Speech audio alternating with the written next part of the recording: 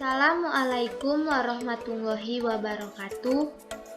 Di sini kami ingin mempresentasikan apa itu pengambilan keputusan. Sebelumnya perkenalkan, nama saya Irma Listiani dan teman saya Fitri Handayani Nasution, Rian Hidayah Purnama, dan Fitri Anissa Purba. Selanjutnya saya akan menjelaskan hakikat pengambilan keputusan. Hakikat pengambilan keputusan adalah tindakan dalam mengeluarkan keputusan yang bersifat taktis maupun operasional seperti membuat program yang ingin dicapai, strategi pelaksanaannya, dan strategi pemecahan masalah melalui suatu keputusan yang didasarkan pada hasil pemilihan beberapa alternatif masalah yang telah ditetapkan untuk mencapai tujuan. Pembuatan keputusan tersebut mencakup kegiatan identifikasi masalah, perumusan masalah, dan pemilihan alternatif keputusan berdasarkan perhitungan dan berbagai dampak yang mungkin timbul dalam tahap implementasi atau operasionalnya. Pimpinan harus membuat banyak keputusan rutin dalam rangka mengendalikan kegiatan sesuai dengan rencana dan kondisi yang berlaku. Sedangkan dalam tahapan pengawasan yang mencakup pemantauan, pemeriksaan, dan penilaian terhadap hasil pelaksanaannya dilakukan untuk mengevaluasi pelaksanaan dan pembuatan keputusan yang telah dilakukan.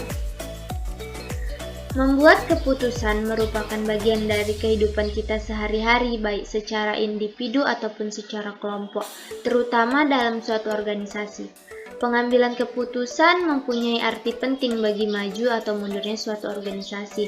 Pengambilan keputusan yang tepat akan menghasilkan suatu perubahan terhadap organisasi ke arah yang lebih baik, namun sebaliknya, pengambilan keputusan yang salah akan berdampak buruk pada roda organisasi administrasinya.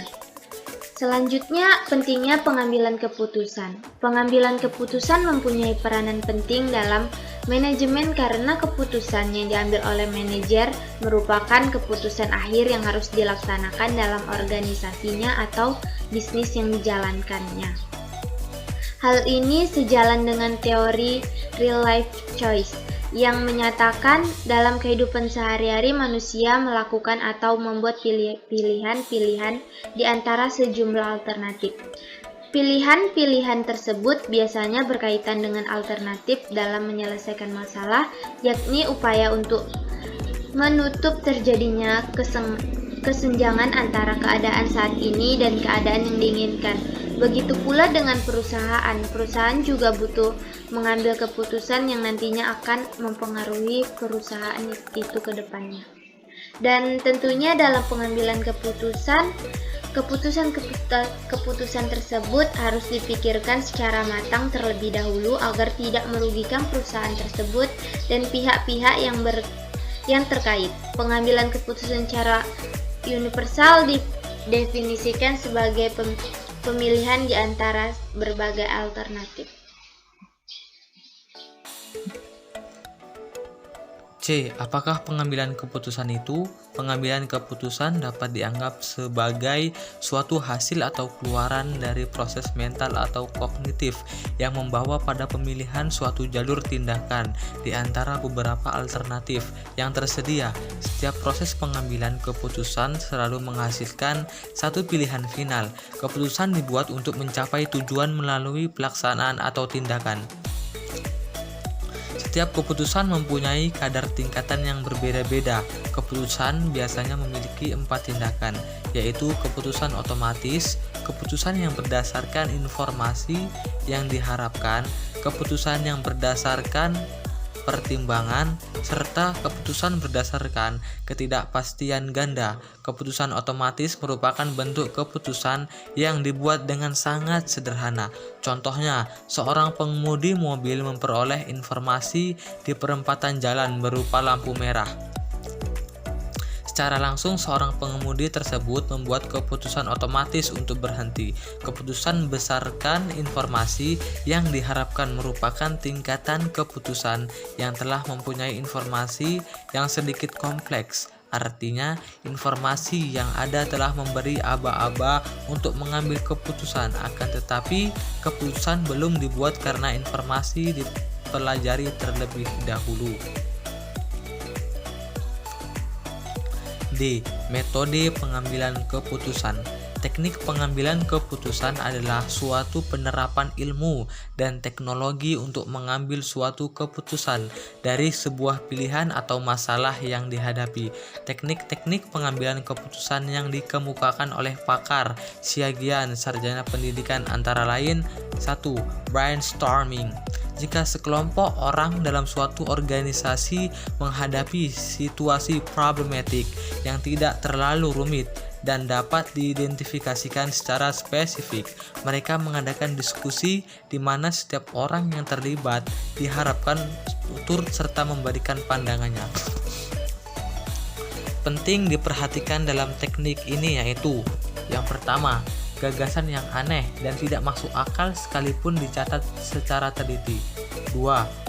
Mengemukakan sebanyak mungkin pendapat dan gagasan, karena kuantitas pandanganlah yang lebih diutamakan meskipun aspek kualitas tidak diabaikan. Yang ketiga, pemimpin diskusi diharapkan tidak melakukan penilaian atas suatu pendapat atau gagasan yang dilontarkan, dan peserta lain diharapkan tidak menilai pendapat atau gagasan anggota kelompok lainnya. 2. Scientist. Seorang di antara anggota kelompok peserta bertindak selalu pimpinan diskusi. Di antara para peserta ada seorang ahli dalam teori ilmiah pengambilan keputusan. Apakah ahli itu anggota organisasi atau tidak dipersoalkan. Pimpinan mengajak para peserta untuk mempelajari suatu situasi problematik secara menyeluruh. Kemudian masing-masing anggota kelompok mengetahui daya pikir kreatifnya tentang cara yang dipandang tepat untuk ditempuh. Selanjutnya, pimpinan diskusi memiliki hasil-hasil pemikiran tertentu yang dipandang bermanfaat dalam pemecahan masalah. 3. Consensus thinking. Orang-orang yang terlibat dalam pemecahan masalah harus sepakat tentang hakikat, batasan, dan dampak suatu situasi problematik yang dihadapi. Sepakat pula tentang teknik dan model yang hendak digunakan untuk mengatasinya. Teknik ini efektif bila beberapa orang memiliki pengetahuan yang sejenis tentang permasalahan yang dihadapi dan tentang teknik pemecahan yang seyogianya digunakan. Orang-orang diharapkan mengikuti suatu prosedur yang ditentukan sebelumnya. Kelompok biasanya melakukan uji coba terhadap langkah yang hendak ditempuh pada skala yang lebih kecil dari situasi problematik lainnya. Teori-teori pengambilan keputusan. Teori pengambilan keputusan atau Theory of Decision Making. Kebijakan adalah suatu tindakan yang mengarah pada tujuan tertentu yang dilakukan oleh suatu aktor atau beberapa aktor berkenaan dengan suatu masalah. Tindakan para aktor kebijakan dapat berupa pengambilan keputusan yang biasanya bukan merupakan keputusan tunggal. Artinya kebijakan diambil dengan cara mengambil beberapa keputusan yang saling terkait dengan masalah yang ada. Pengambilan keputusan dapat diartikan sebagai pemilihan alternatif terbaik dari beberapa pilihan alternatif yang tersedia.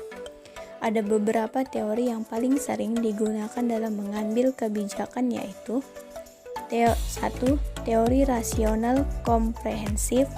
Barangkali teori pengambilan keputusan yang biasa digunakan dan diterima oleh banyak kalangan adalah teori rasional komprehensif yang mempunyai beberapa unsur. A. Pembuatan keputusan dihadapkan pada suatu masalah tertentu yang dapat dibedakan dari masalah-masalah lain atau setidaknya dinilai sebagai masalah-masalah yang dapat diperbandingkan satu sama lain. B. Tujuan-tujuan. Nilai-nilai atau sasaran yang menjadi pedoman pembuat keputusan sangat jelas dan dapat diurutkan prioritasnya atau kepentingannya. C. Bermacam-macam alternatif untuk memecahkan masalah diteliti secara saksama. D. Asas biaya manfaat atau sebab akibat digunakan untuk menentukan prioritas. 2. Teori inkremental. Teori ini memiliki pokok-pokok pikiran sebagai berikut. A. Pemilihan tujuan atau sasaran dan analisis tindakan empiris yang diperlukan untuk mencapainya merupakan hal yang sangat terkait. B. Pembuatan keputusan. Dianggap hanya mempertimbangkan beberapa alternatif yang langsung berhubungan dengan pokok masalah, dan alternatif ini hanya dipandang berbeda secara inkremental atau marginal. C. Masalah yang dihadapi oleh pembuat keputusan secara teratur dan memberikan kemungkinan untuk mempertimbangkan dan menyesuaikan tujuan dan sarana sehingga dampak dari masalah lebih dapat ditanggulangi. Demikianlah hasil presentasi yang dapat kami sampaikan. Lebih dan kurangnya kami mohon maaf. Wabillahi taufiq wal hidayah. Wassalamualaikum warahmatullahi wabarakatuh.